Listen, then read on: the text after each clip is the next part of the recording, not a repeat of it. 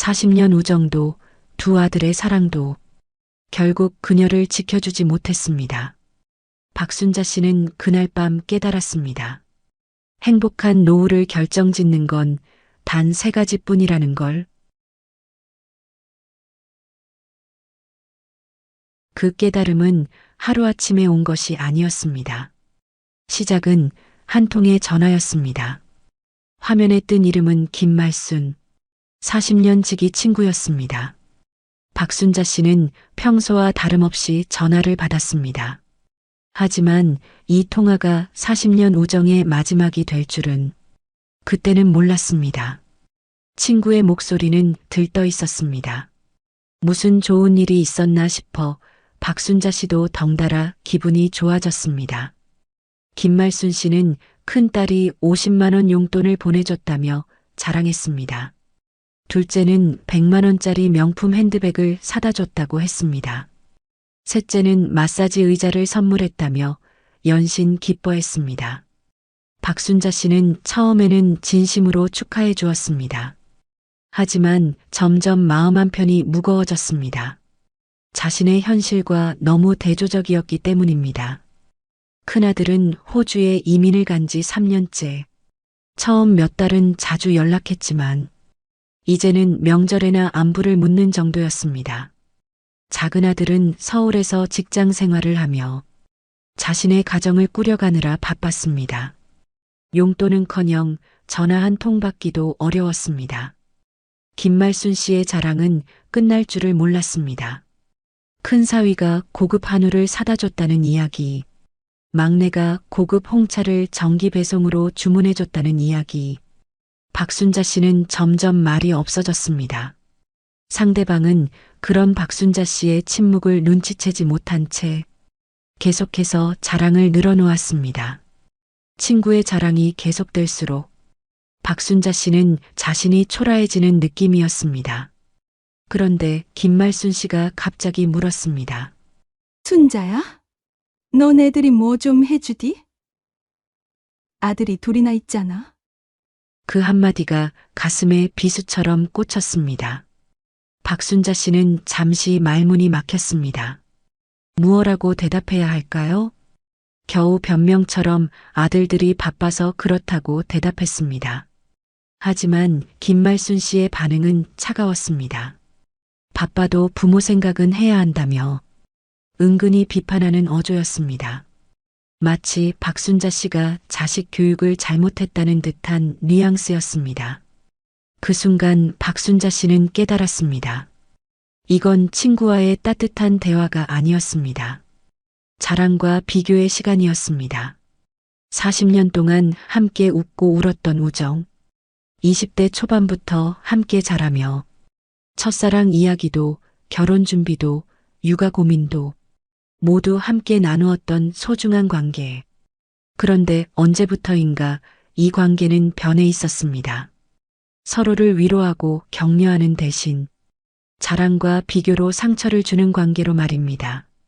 박순자 씨는 서둘러 전화를 끊었습니다. 급한 일이 생겼다며 거짓말을 했습니다. 더 이상 그 자랑을 들을 수가 없었습니다. 친구의 행복한 이야기가 자신에게는 고통으로 다가왔습니다. 전화를 끊고 나니 집안이 더욱 조용해졌습니다. 시계 소리만이 규칙적으로 울렸습니다. 박순자 씨는 소파에 주저앉았습니다.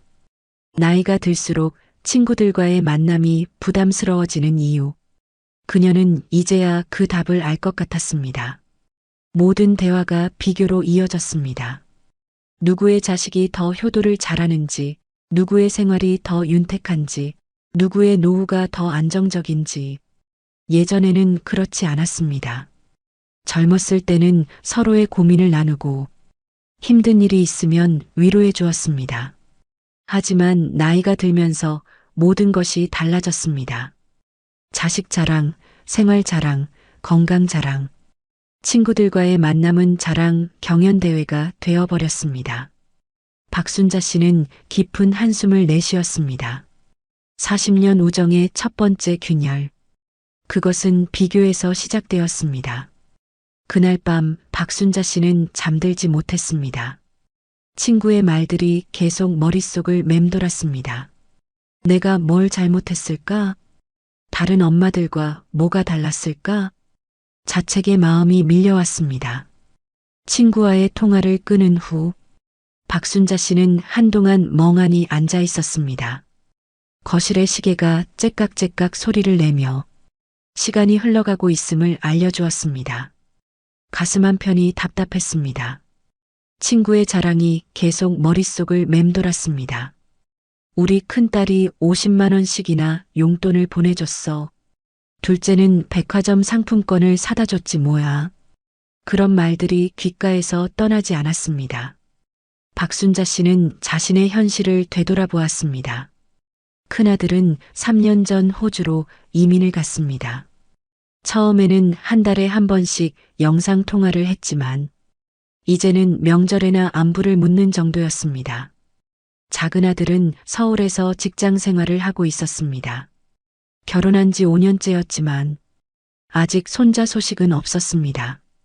며느리와의 관계도 어색했습니다. 처음에는 자주 연락하며 지냈지만 시간이 지날수록 대화는 줄어들었습니다. 우리 애들은 정말 아무것도 안 해주나? 문득 작은 아들에게 전화를 걸고 싶어졌습니다. 그냥 목소리라도 듣고 싶었습니다. 친구처럼 자랑할 만한 이야기가 있는지도 궁금했습니다. 박순자 씨는 조심스럽게 번호를 눌렀습니다. 벨소리가 길게 울렸습니다. 혹시 바쁘나? 지금 점심시간일 텐데. 한참 후에야 아들의 목소리가 들렸습니다. 하지만 그 목소리는 예상과 달랐습니다. 피곤하고 짜증 섞인 톤이었습니다. 엄마, 나 지금 회사야. 급한 일 아니면 나중에 연락해. 짧고 차가운 말투였습니다. 박순자 씨는 당황했습니다. 그저 안부나 물어보고 싶었을 뿐인데 아들의 반응은 너무 차가웠습니다. 아니야. 급한 건 아니고. 그냥 안부나 물어보려고 요즘 어떻게 지내나 싶어서. 엄마, 진짜 바빠. 문자로 할 말 있으면 보내. 뚝 전화가 끊어졌습니다. 박순자 씨는 수화기를 든 채로 한동안 움직이지 못했습니다. 이게 자식과의 대화라고 할 수 있을까요? 친구가 자랑하던 그런 따뜻한 관계는 어디서 찾을 수 있을까요? 집안의 정막이 더욱 깊어졌습니다. 냉장고의 웅웅 소리만이 조용한 집안에 울려 퍼졌습니다. 박순자 씨는 소파에 깊숙이 몸을 맡겼습니다. 40년 동안 정성껏 키운 아들들, 밤잠을 설쳐가며 뒷바라지한 아들들, 대학 등록금을 마련하려고 새벽 아르바이트까지 했던 기억들, 그런 아들들에게 자신은 바쁜 일상 속 잠깐의 방해물에 불과했습니다. 내가 뭘 잘못했을까? 다른 집 엄마들은 뭘 다르게 했을까? 자책의 마음이 밀려왔습니다. 친구 김말순 씨의 아이들은 왜 그렇게 효도를 잘할까요? 같은 시대에 태어나 비슷하게 키웠는데 왜 이렇게 다른 결과가 나왔을까요? 박순자 씨는 핸드폰을 들여다보았습니다. 아들에게서 온 마지막 문자는 일주일 전이었습니다. 엄마 건강하세요라는 짧은 인사뿐이었습니다. 그나마 큰아들은 더했습니다. 호주에서 보내온 마지막 메시지는 한 달 전이었습니다. 추석 인사를 겸한 안부였는데 그마저도 단체 메시지 같았습니다. 친구에게 위로받고 싶었지만 방금 전 통화가 떠올랐습니다.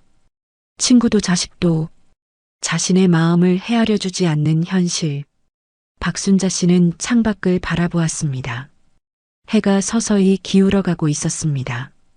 60대 박순자 씨의 하루는 이렇게 또 깊은 외로움으로 저물어 갔습니다. 그날 밤 그녀는 잠들지 못했습니다. 해시태그 챕터 3 건강의 경고. 며칠이 지났습니다.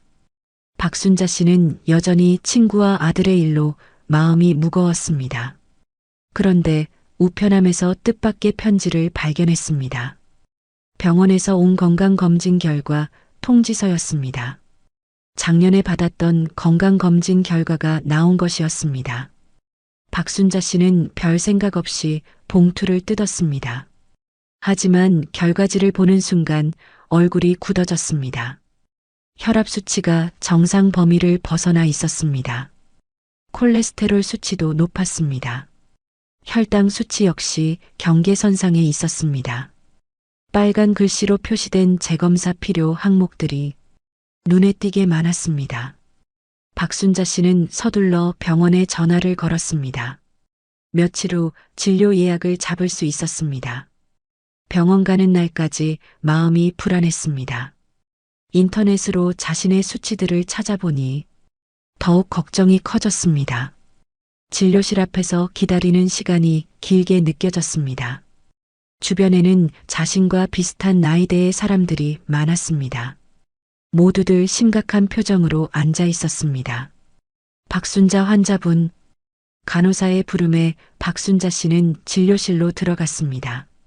의사는 검진 결과지를 꼼꼼히 살펴보았습니다. 그리고 박순자 씨를 바라보며 말했습니다. 검진 결과, 앞으로 관리를 잘해야 합니다. 그 말은 단순한 조언이 아니었습니다. 의사의 표정이 진지했습니다. 혈압약을 복용해야 한다고 했습니다. 콜레스테롤 수치를 낮추기 위해 식단 조절이 필요하다고 했습니다. 정기적인 운동도 필수라고 강조했습니다. 지금부터 관리하지 않으면 더 큰 문제가 생길 수 있어요. 고혈압, 당뇨, 심혈관 질환, 이런 것들은 한번 생기면 평생 관리해야 합니다. 의사의 말 한마디 한마디가 박순자 씨의 가슴에 무겁게 내려앉았습니다. 그것은 노후의 자유와 불안을 가르는 경계선이었습니다. 건강하면 혼자서도 살 수 있지만 아프면 누군가에게 의존해야 합니다. 박순자 씨는 문득 깨달았습니다. 친구의 자랑도 자식의 무관심도 건강 앞에서는 별것 아니라는 것을, 아무리 효도하는 자식이 있어도 아픈 건 본인의 몫이었습니다. 아무리 좋은 친구가 있어도 병원에는 혼자 와야 했습니다. 처방전을 받아들고 나오는 길, 박순자 씨의 발걸음이 무거웠습니다. 약국에서 혈압약을 받으며 약사의 설명을 들었습니다. 매일 같은 시간에 복용해야 한다는 것, 부작용이 있을 수 있다는 것, 집으로 돌아와 약봉지를 바라보았습니다. 이제 이 약들과 평생을 함께 살아야 하는 것일까요? 박순자 씨는 거울 앞에 섰습니다. 60대 중반의 자신의 모습이 보였습니다. 언제부터인가 주름이 깊어졌고 머리카락도 많이 휘어졌습니다. 체력도 예전 같지 않았습니다. 젊었을 때는 건강을 당연하게 여겼습니다. 밤을 새워도 괜찮았고 아무거나 먹어도 문제 없었습니다. 하지만 이제는 달랐습니다. 몸이 보내는 신호들을 무시할 수 없었습니다. 그날 밤 박순자 씨는 생각했습니다. 친구들과의 관계도 중요하고 자식들과의 관계도 소중하지만 가장 기본이 되는 건 건강이었습니다. 건강을 잃으면 모든 것이 무의미해집니다. 아무리 많은 돈이 있어도, 아무리 좋은 사람들이 곁에 있어도 아픈 몸으로는 행복할 수 없습니다. 박순자 씨는 결심했습니다. 이제부터라도 건강 관리에 신경 써야겠다고, 매일 산책을 하고 식단을 조절하고 정기검진을 받아야겠다고. 건강검진 결과는 경고였습니다. 하지만 동시에 기회이기도 했습니다. 아직 늦지 않았다는 것, 지금부터라도 관리하면 된다는 것. 박순자 씨는 침대에 누우며 다짐했습니다. 건강한 노후를 위해 노력하겠다고. 그것이 진정한 노후 준비의 시작이라는 것을 그녀는 이제야 깨닫게 되었습니다. 그날 밤 박순자 씨는 잠들지 못했습니다. 침대에 누워 천장을 바라보며 지난 며칠간의 일들을 되새겼습니다. 친구 김말순 씨와의 통화, 아들의 차가운 반응, 그리고 병원에서 받은 건강검진 결과까지 모든 것이 한꺼번에 밀려왔습니다. 박순자 씨는 뒤척이며 생각했습니다. 이대로 살아도 괜찮을까? 이런 관계들 속에서 행복할 수 있을까? 새벽 2시. 잠은 오지 않았습니다. 박순자 씨는 일어나 거실로 나왔습니다. 조용한 집안에서 혼자만의 시간을 가졌습니다. 40년. 김말순 씨와 함께한 세월이었습니다. 20대 초반 직장에서 만나 함께 연애하고 결혼하고 아이를 키웠습니다. 서로의 기쁨과 슬픔을 나누었습니다. 하지만 언제부터인가 그 관계는 변해 있었습니다. 위로와 격려 대신 비교와 자랑만 남았습니다. 만날 때마다 상처받고 돌아오는 자신을 발견했습니다. 친구를 만나고 나면 더 우울해졌습니다. 자신이 초라하게 느껴졌습니다. 이게 정말 우정일까요? 박순자 씨는 깊이 생각했습니다. 진짜 친구라면 서로를 위로해 주어야 하는 것 아닐까요? 힘든 일이 있을 때 함께 아파해주고, 기쁜 일이 있을 때 진심으로 축하해 주어야 하는 것 아닐까요? 하지만 지금의 관계는 그렇지 않았습니다. 상대방의 자랑을 들으며 자신을 비하하게 되는 관계, 만날 때마다 열등감을 느끼게 되는 관계, 이런 관계가 과연 필요할까요? 박순자 씨는 창밖을 바라보았습니다. 새벽 하늘이 서서히 밝아오고 있었습니다. 문득 떠오르는 말이 있었습니다. 나이가 들수록 관계의 질이 중요하다. 어디서 들었던 말인지 기억나지 않았지만 지금의 상황에 딱 맞는 말 같았습니다. 양보다 질. 많은 사람들과 어울리는 것보다 진짜 마음이 통하는 사람 몇 명과 지내는 것이 낫다는 뜻이겠지요. 박순자 씨는 결심했습니다. 이제는 나를 깎아내리는 관계를 끝내야겠다.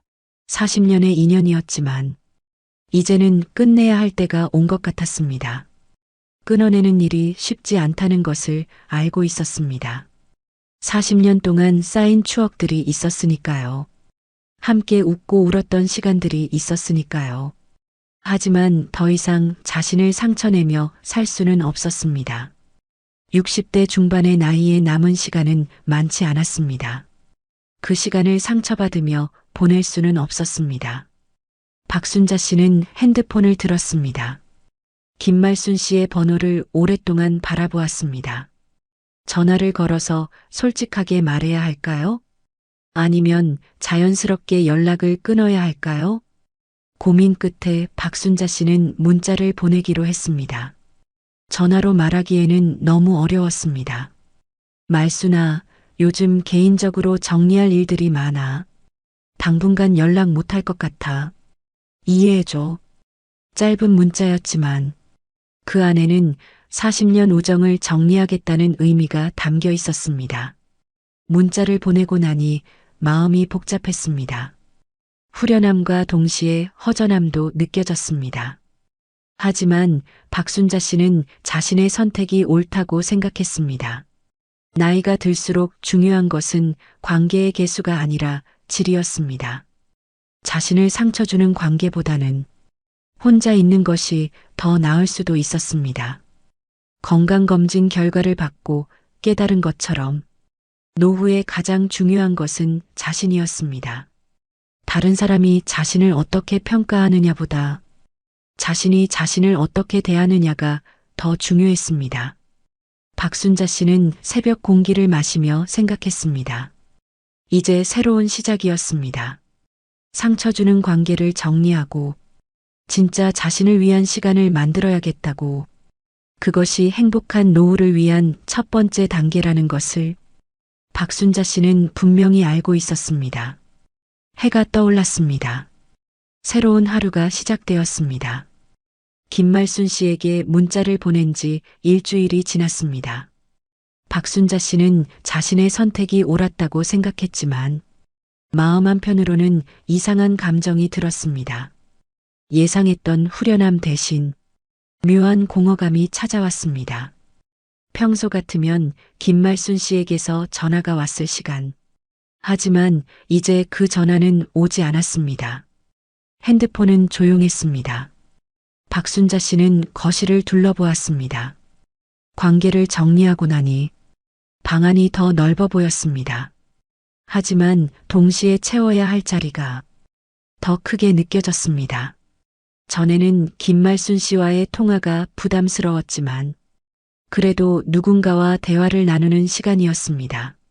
자랑을 듣는 것이 힘들었지만 그래도 말을 주고받는 상대가 있었습니다. 이제는 그마저도 없었습니다. 끊어내고 나니 내 곁이 이렇게까지 비어 있었구나. 박순자 씨는 혼잣말을 중얼거렸습니다. 아들들은 여전히 바빴습니다. 큰아들은 호주에서 연락이 뜸했고 작은아들은 서울에서 자신의 일로 바빴습니다. 이웃들과는 인사 정도만 나누는 사이였고 직장을 그만둔 지도 5년이 지나 동료들과도 연락이 끊어진 상태였습니다. 결국 남은 건 혼자뿐이었습니다. 하루 종일 말을 하지 않는 날들이 늘어났습니다. 마트에서 계산할 때 감사합니다 정도가 그날의 유일한 대화였습니다. 밤이 되면 정막은 더 깊어졌습니다. 텔레비전 소리만이 집안을 채웠습니다. 박순자 씨는 소파에 앉아 생각했습니다. 정말 혼자가 나은 걸까? 상처받는 관계라도 있는 게 나았던 건 아닐까? 외로움이 밀려왔습니다. 깊고 무거운 외로움이었습니다. 젊었을 때는 혼자 있는 시간이 좋았습니다. 아이들 키우느라 바쁠 때는 혼자만의 시간이 소중했습니다. 하지만 지금의 혼자는 달랐습니다. 선택이 아닌 상황이었습니다. 박순자 씨는 창밖을 바라보았습니다. 이웃집에는 불이 켜져 있었습니다. 가족들이 함께 저녁을 먹고 있는 것 같았습니다. 부러웠습니다. 누군가와 함께 밥을 먹고 하루 있었던 일을 나누는 것이 그렇게 부러울 줄 몰랐습니다. 며칠 후 마트에 갔을 때의 일입니다. 우연히 김말순 씨를 마주쳤습니다. 멀리서 김말순 씨가 다른 친구와 함께 즐겁게 이야기하는 모습이 보였습니다. 박순자 씨는 발걸음을 멈췄습니다. 김말순 씨도 박순자 씨를 발견했습니다. 잠시 눈이 마주쳤지만 둘 다 먼저 다가가지 않았습니다. 김말순 씨는 곧 다른 곳으로 시선을 돌렸고 박순자 씨도 서둘러 다른 통로로 갔습니다. 집으로 돌아오는 길이 무거웠습니다. 40년 우정이 이렇게 어색하게 끝나는 게 맞을까요? 하지만 되돌릴 수는 없었습니다. 이미 선택한 길이었습니다.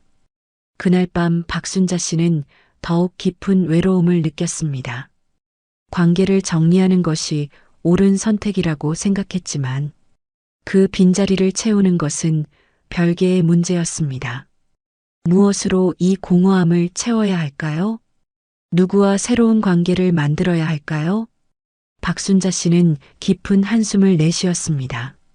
상처 주는 관계를 끊어내는 것은 용기 있는 선택이었지만 그 이후의 삶을 채워나가는 것은 또 다른 과제였습니다. 밤은 길었고 정막은 더 깊었습니다. 박순자 씨는 창밖의 별을 바라보며 새로운 답을 찾고 있었습니다. 혼자라는 것, 그것이 자유일 수도 있고 고독일 수도 있다는 것을 그녀는 이제야 깨닫고 있었습니다. 그리고 그 고독을 어떻게 채워나갈지는 오롯이 자신의 몫이라는 것도 점점 명확해지고 있었습니다. 공허감에 시달리던 어느 날 박순자 씨는 우연한 기회를 만났습니다. 동네 복지관에서 진행하는 건강한 노후 준비 강좌가 있다는 소식을 들었습니다. 처음에는 별 관심이 없었습니다. 사람들과 어울리는 것이 부담스러웠기 때문입니다. 하지만 혼자 있는 시간이 길어질수록 무언가 변화가 필요하다는 생각이 들었습니다. 용기를 내어 복지관 문을 두드렸습니다. 작은 강의실에 15명 정도의 사람들이 모여 있었습니다. 대부분 박순자 씨와 비슷한 나이대였습니다. 강사는 50대 후반의 여성이었습니다. 노후 준비에서 가장 중요한 것은 마음가짐이라고 했습니다. 강의가 끝난 후 다과 시간이 있었습니다. 박순자 씨는 구석에 앉아 혼자 차를 마시고 있었습니다. 그때 옆자리에 앉은 여성이 말을 걸어왔습니다. 이미숙 씨라는 60대 초반의 단정한 여성이었습니다. 온화한 미소가 인상적이었습니다. 이미숙 씨는 복지관에 온 지 3개월 됐다고 했습니다. 처음에는 자신도 부담스러웠다며 공감해 주었습니다. 그리고 중요한 깨달음을 나누어 주었습니다. 억지로 이어가는 인연은 오래 못 가더라고요. 그 말이 박순자 씨의 마음에 깊이 박혔습니다. 이미숙 씨는 예전에 의무감으로 만나던 사람들이 많았다고 했습니다. 학창시절 친구들, 직장 동료들, 만나고 나면 피곤하고 스트레스 받는 관계들이었습니다. 박순자 씨는 김말순 씨와의 관계가 떠올랐습니다. 이미숙 씨는 나이가 들수록 깨달았다고 했습니다. 진짜 필요한 건 마음이 편한 관계라는 것을. 복지관에 오는 사람들은 달랐습니다. 서로 비교하거나 자랑하려 하지 않았습니다. 비슷한 고민을 가지고 있어서 서로 이해했습니다. 이미숙 씨는 관계를 새롭게 정리했다고 했습니다. 억지로 잡아둔 관계들은 정리하고 마음이 편한 몇 사람과만 깊게 지내려고 했습니다. 박순자 씨는 깊은 감동을 받았습니다. 자신만 이런 고민을 하는 줄 알았는데 비슷한 경험을 한 사람이 있다는 것이 위로가 되었습니다. 이미숙 씨는 새로운 취미도 찾았다고 했습니다. 요가도 배우고 독서 모임도 참여하고 나이 들어서도 새로운 걸 배울 수 있다며 활기차게 말했습니다. 박순자 씨는 오랜만에 마음이 따뜻해지는 느낌이었습니다. 낯선 이의 말이었지만 그 말은 진짜 위로였습니다. 자신의 선택이 틀리지 않았다는 확신이 들었습니다. 그날 집으로 돌아가는 길, 박순자 씨의 발걸음이 가벼웠습니다. 오랜만에 희망이 보였습니다. 새로운 시작이 가능하다는 믿음이 생겼습니다. 억지로 잡아둔 관계보다 마음이 편한 대화가 더 소중하다는 것. 그것이 바로 노후 관계의 핵심이라는 것을 박순자 씨는 이제야 깨닫게 되었습니다. 복지관 모임에 참석한 지 한 달이 지났습니다. 박순자 씨는 서서히 변화를 느끼고 있었습니다. 이미숙 씨를 비롯해 몇 분과 가까워졌습니다. 서로의 이야기를 나누며 마음의 짐을 덜어낼 수 있었습니다. 그리고 무엇보다 중요한 깨달음을 얻었습니다. 박순자 씨는 지난 시간을 돌아보며 노후를 지켜줄 3가지를 분명히 알게 되었습니다. 친구도 자식도 전부는 아니었어. 내가 행복하게 살기 위해선 이 3가지만 있으면 충분했다. 첫 번째는 관계와 취미였습니다. 억지로 붙잡은 인연보다 마음이 편한 몇 사람과 나누는 대화가 훨씬 소중했습니다. 김말순 씨와의 40년 우정은 끝났지만 새로운 사람들과의 만남이 시작되었습니다. 복지관에서 만난 이미숙 씨, 정순희 씨, 박영자 씨, 이분들과는 비교나 자랑이 아닌 진솔한 대화를 나눌 수 있었습니다. 서로의 어려움을 이해하고 위로해주는 관계였습니다. 나를 즐겁게 하는 취미도 찾았습니다. 복지관에서 시작한 요가는 생각보다 재미있었습니다. 몸도 유연해지고 마음도 평온해졌습니다. 독서 모임에도 참여했습니다. 오랜만에 책을 읽으며 새로운 생각들을 만났습니다. 작은 화분에 꽃을 키우는 것도 시작했습니다. 매일 물을 주고 돌보는 일이 즐거웠습니다. 두 번째는 마음가짐이었습니다. 자식에게 기대는 줄이고 혼자 있어도 스스로를 존중하며 살아가는 태도가 필요했습니다. 아들들에게서 관심과 사랑을 받고 싶었지만 그들도 자신의 인생이 있다는 것을 인정했습니다. 억지로 연락하지 않기로 했습니다. 대신 아들들이 연락할 때 따뜻하게 받아주기로 했습니다. 혼자 있는 시간을 두려워하지 않기로 했습니다. 혼자서도 충분히 행복할 수 있다는 것을 깨달았습니다. 작은 감사와 긍정이 하루를 바꿨습니다. 매일 아침 일어나면 감사한 일 3가지를 생각했습니다. 건강하게 잠에서 깬 것, 따뜻한 집이 있는 것, 맛있는 음식을 먹을 수 있는 것. 작은 것들이지만 감사하며 하루를 시작하니 마음이 한결 가벼워졌습니다. 3번째는 건강 관리였습니다. 병원에서 받은 수치보다 중요한 건 지금 당장 몸을 돌보는 습관이었습니다. 매일 아침 30분씩 산책을 시작했습니다. 처음에는 힘들었지만 점점 즐거워졌습니다. 식단도 개선했습니다. 인스턴트 음식을 줄이고 직접 요리했습니다. 복지관에서 배운 건강식 레시피를 활용했습니다. 혈압약도 빠뜨리지 않고 복용했습니다. 정기검진도 미루지 않고 받았습니다. 운동과 균형 잡힌 식습관, 그리고 정기검진이 삶을 지켜주었습니다. 몸이 건강해지니 마음도 밝아졌습니다. 체력이 좋아지니 무엇이든 할 수 있다는 자신감이 생겼습니다. 박순자 씨는 깨달았습니다. 행복한 노후는 거창한 것이 아니었습니다. 많은 돈이나 많은 사람이 필요한 것도 아니었습니다. 진짜 필요한 것은 이 3가지 뿐이었습니다. 마음이 통하는 관계와 즐거운 취미, 긍정적인 마음가짐, 그리고 건강한 몸. 이것만 있으면 충분히 행복할 수 있었습니다. 40년 우정의 상실도, 자식들의 무관심도, 건강에 대한 걱정도 이제는 두렵지 않았습니다. 박순자 씨는 자신만의 행복한 노후를 만들어가고 있었습니다. 6개월이 지났습니다.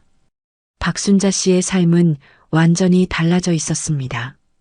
더 이상 외롭지 않았습니다. 혼자 있어도 두렵지 않았습니다.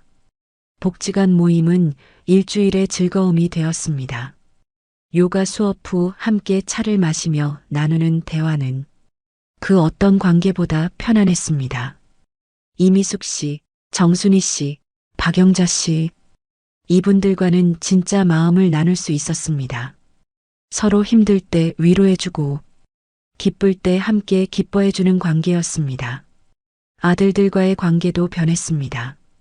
억지로 연락하지 않으니 오히려 자연스러워졌습니다. 작은 아들이 가끔 안부 전화를 걸어왔습니다. 박순자 씨는 따뜻하게 받아주되 부담 주지 않으려 노력했습니다. 큰아들도 호주에서 영상통화를 걸어왔습니다. 예전처럼 자주는 아니지만 통화할 때마다 진심 어린 대화를 나누었습니다. 기대를 줄이니 받는 사랑이 더 소중하게 느껴졌습니다. 건강도 많이 좋아졌습니다. 꾸준한 운동과 식단 관리 덕분에 혈압 수치가 정상으로 돌아왔습니다. 몸이 가벼워지니 마음도 밝아졌습니다. 새로운 것에 도전할 용기도 생겼습니다. 최근에는 복지관에서 진행하는 봉사활동에도 참여하기 시작했습니다. 독거노인분들께 밑반찬을 만들어 드리는 일이었습니다. 자신보다 더 외로운 분들을 도우며 보람을 느꼈습니다. 누군가에게 도움이 된다는 것, 그것이 이렇게 기쁜 일인 줄 몰랐습니다. 어느 날 저녁 박순자 씨는 거울 앞에 섰습니다. 6개월 전의 자신과는 완전히 다른 모습이었습니다. 얼굴에 활기가 돌았습니다. 자신감도 생겼습니다. 나는 이제 혼자여도 두렵지 않다. 진짜 나를 지켜줄 사람은 결국 나 자신이었다. 박순자 씨는 조용히 중얼거렸습니다. 40년 우정의 끝에서 그녀는 비로소 자신을 만났습니다. 다른 사람의 인정이나 사랑에 의존하지 않고 스스로 행복을 만들어가는 방법을 배웠습니다. 그리고 깨달았습니다. 노후의 행복은 숫자도 사람의 수도 아니었습니다. 얼마나 많은 돈이 있는지, 얼마나 많은 사람들이 곁에 있는지가 중요한 게 아니었습니다. 진짜 중요한 것은 스스로를 존중하는 마음이었습니다. 자신을 사랑하고 돌보는 마음, 작은 것에도 감사할 줄 아는 마음, 매일을 소중하게 여기는 마음, 그런 마음가짐이야말로 행복한 노후의 진짜 비밀이었습니다. 박순자 씨는 창밖을 바라보았습니다. 저녁 하늘이 아름답게 물들어 있었습니다. 내일은 또 어떤 즐거운 일이 기다리고 있을까요?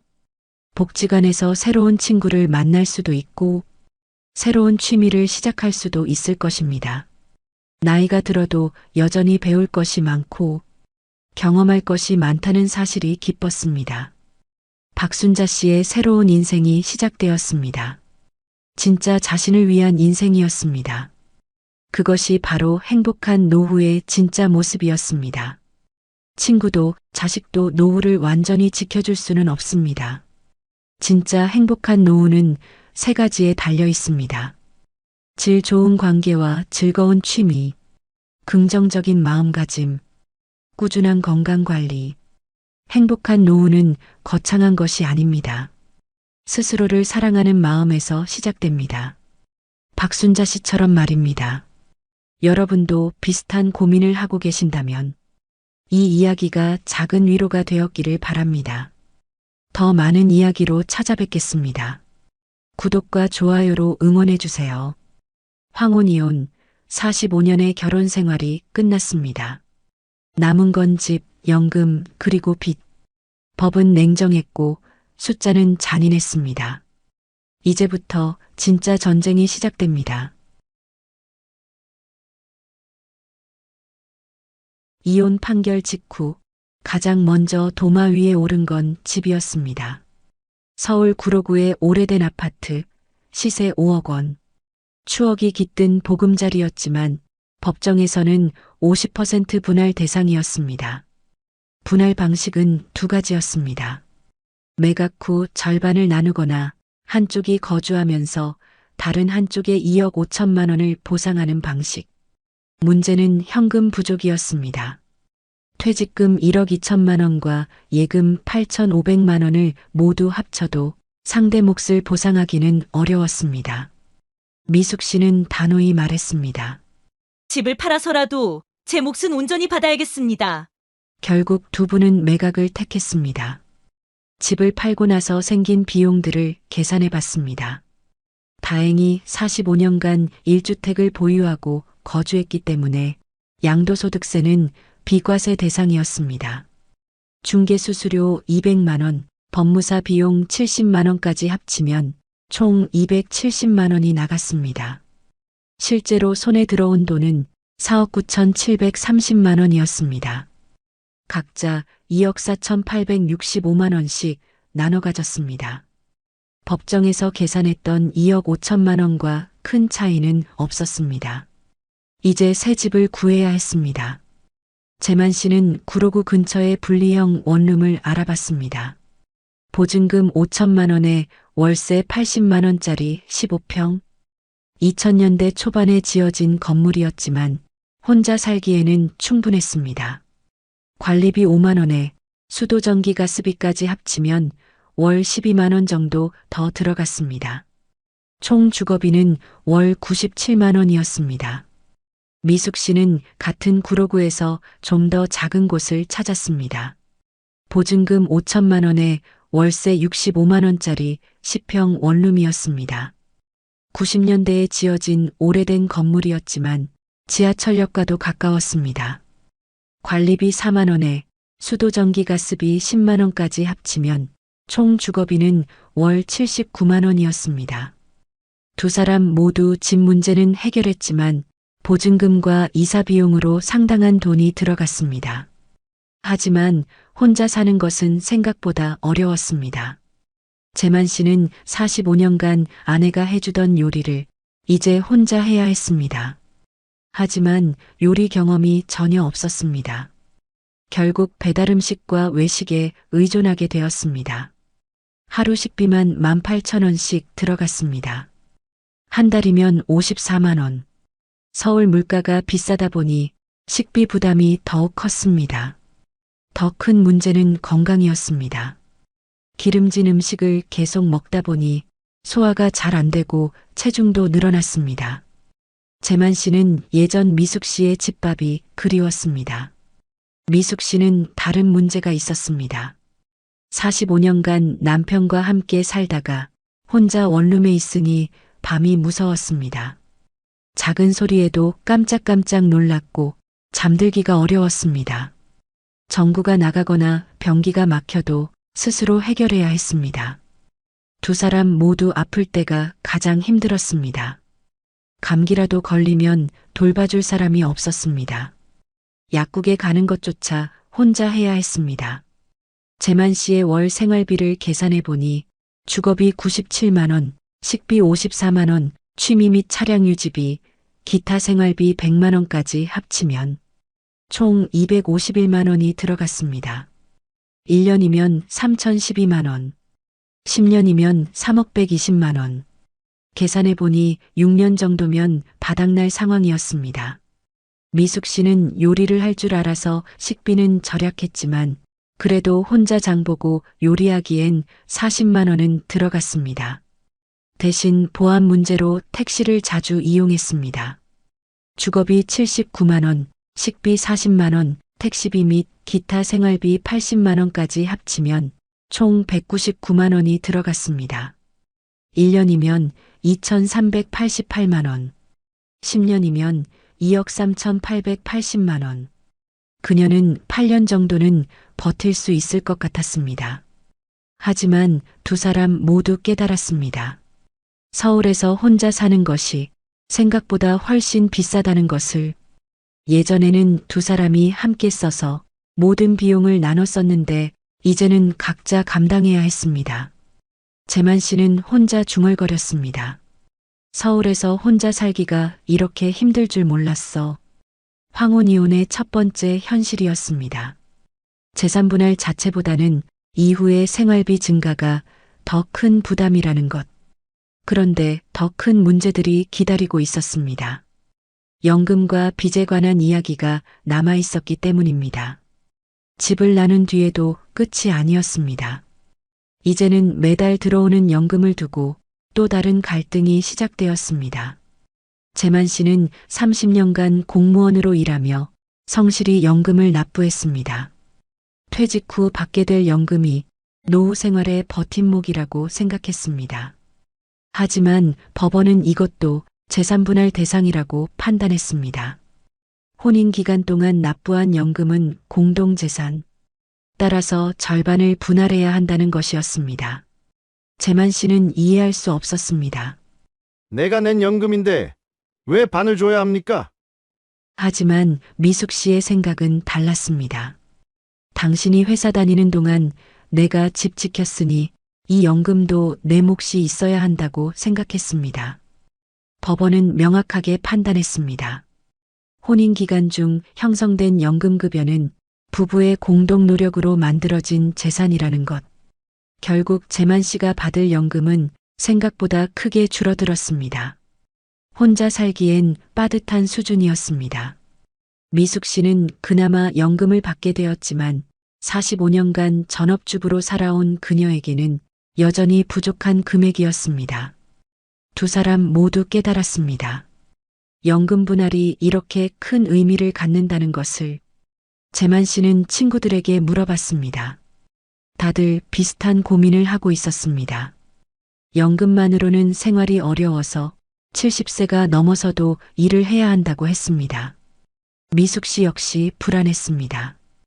연금 분할로 받는 돈만으로는 안정적인 노후를 보장받기 어려웠기 때문입니다. 황혼이혼의 두 번째 현실이었습니다.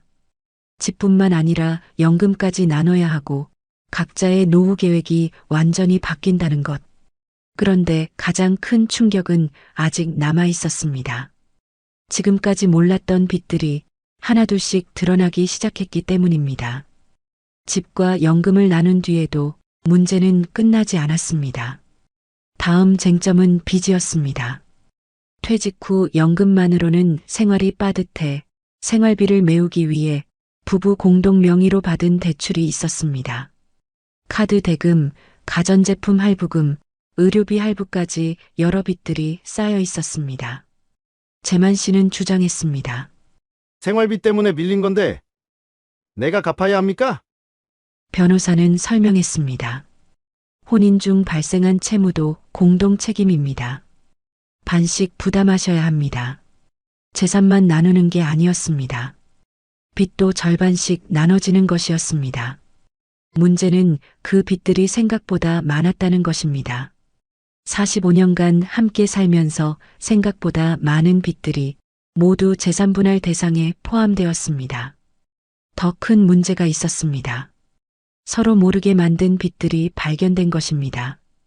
재만 씨 명의로 된 개인 대출, 미숙 씨가 전혀 모르는 돈이었습니다. 퇴직 준비를 위해서라고 했지만 실제로는 다른 용도로 쓴 돈이었습니다. 미숙 씨 명의의 카드 대금도 있었습니다. 자녀 지원과 생활비로 쓴 카드 대금이었는데 재만 씨는 전혀 몰랐던 빚이었습니다. 두 사람 모두 예상보다 받을 돈이 크게 줄어들었습니다. 재만 씨는 화가 났습니다. 미숙 씨가 모르게 받은 개인 대출까지 왜 자신이 절반을 부담해야 하는지 이해할 수 없었습니다. 미숙 씨도 마찬가지였습니다.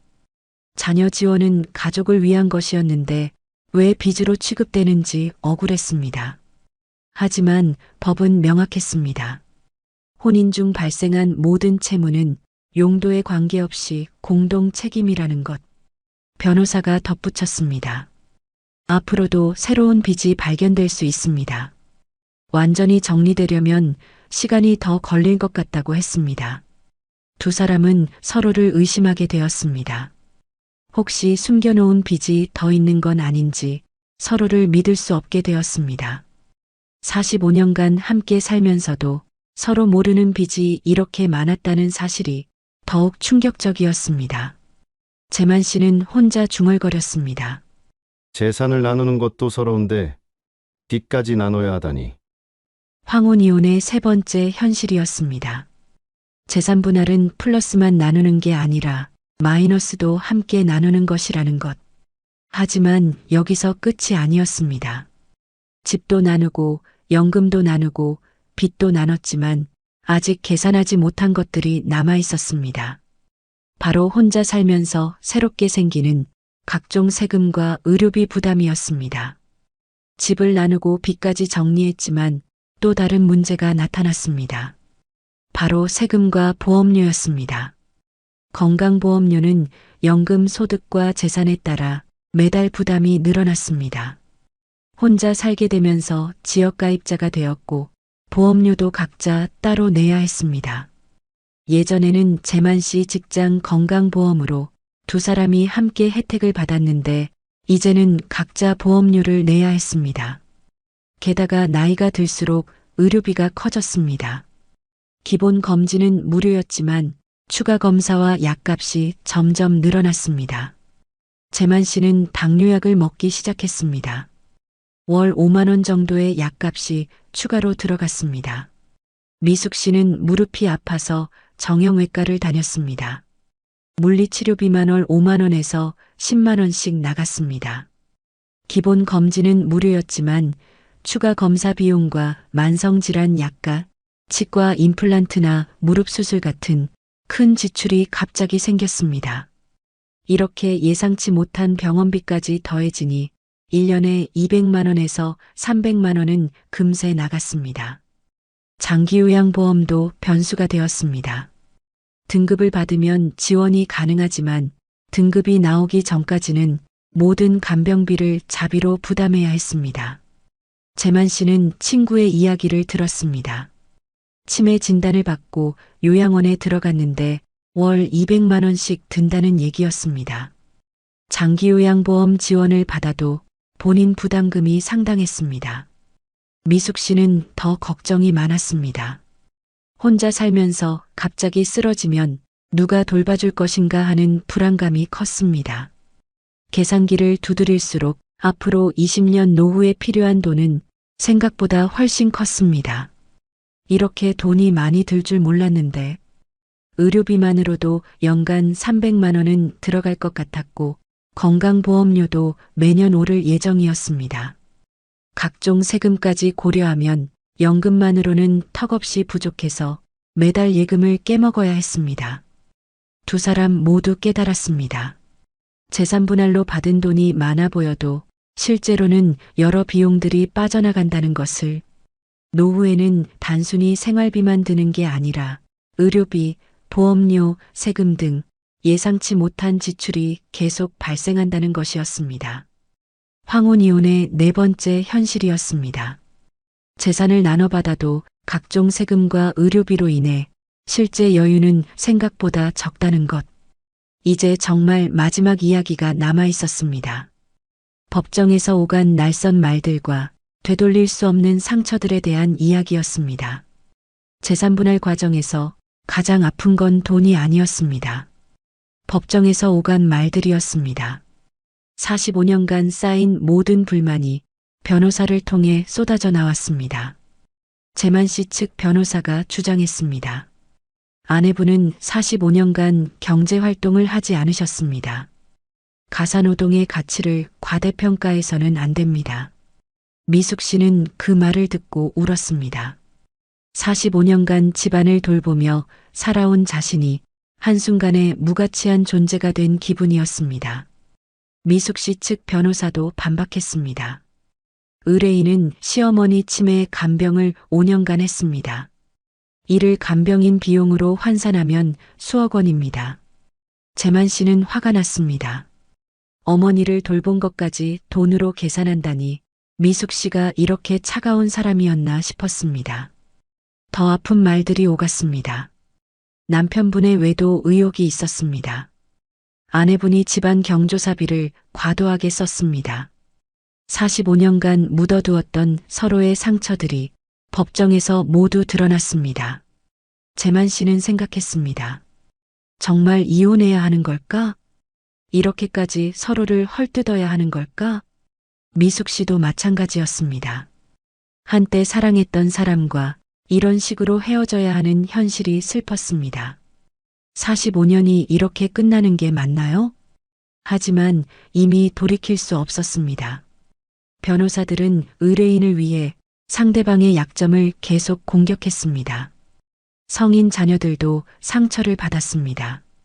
부모님이 법정에서 싸우는 모습을 지켜봐야 하는 것이 괴로웠습니다. 첫째 아들이 말했습니다. 그냥 집에서 얘기하면 안 돼요? 왜 법정까지 와서 이래야 해요? 하지만 두 사람은 이미 서로 대화할 수 없는 상태였습니다. 법정에서 나온 뒤 재만 씨와 미숙 씨는 서로 눈도 마주치지 않았습니다. 45년간 함께 살았던 사람이 이제는 가장 미운 사람이 되어버렸습니다. 재산 분할이 끝나고 나서 두 사람은 각자의 길을 갔습니다. 하지만 마음속 상처는 돈으로 치유할 수 없었습니다. 재만 씨는 새 원룸에서 혼자 저녁을 먹으며 생각했습니다. 정말 이게 원했던 삶인가? 미숙 씨도 마찬가지였습니다. 자유를 얻었지만 그 대가가 너무 컸습니다. 주변 사람들도 어색해했습니다. 45년간 부부로 알고 지냈는데 갑자기 남남이 되어버린 상황을 어떻게 받아들여야 할지 모르겠다고 했습니다. 동네에서 마주치는 것도 부담이었습니다. 같은 지역에 살다 보니 가끔씩 마주칠 수밖에 없었는데 서로 못 본 척하며 지나쳤습니다. 황혼이혼의 마지막 현실이었습니다. 재산을 나누는 것보다 마음의 상처가 더 크다는 것. 그리고 그 상처는 돈으로도 시간으로도 쉽게 치유되지 않는다는 것이었습니다.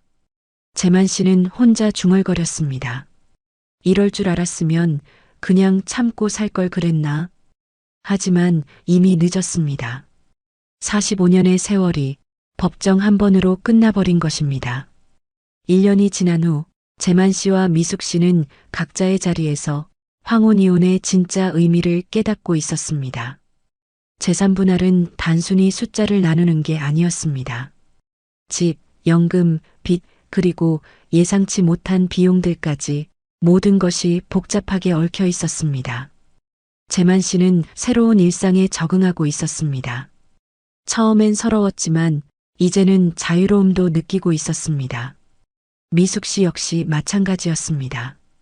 경제적 불안감은 여전했지만 오랜만에 찾은 자신만의 시간이 생각보다 소중했습니다. 두 사람 모두 깨달았습니다.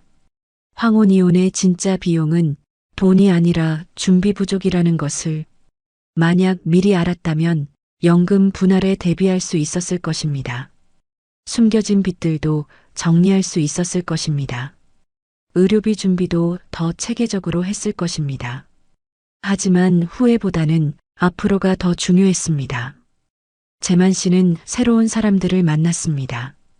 비슷한 상황의 사람들과 이야기하며 혼자 사는 법을 조금씩 배워갔습니다. 미숙 씨는 봉사활동을 시작했습니다. 오랫동안 쌓인 경험이 다른 사람들에게 도움이 되고 있었습니다. 황혼 이혼을 생각하고 계신다면 이런 점들을 미리 준비해 보세요. 재산 목록을 정확히 파악하고 숨겨진 빚이 없는지 확인하세요. 연금 분할이 어떻게 이루어지는지 알아보고 혼자 살 때의 생활비를 계산해 보세요.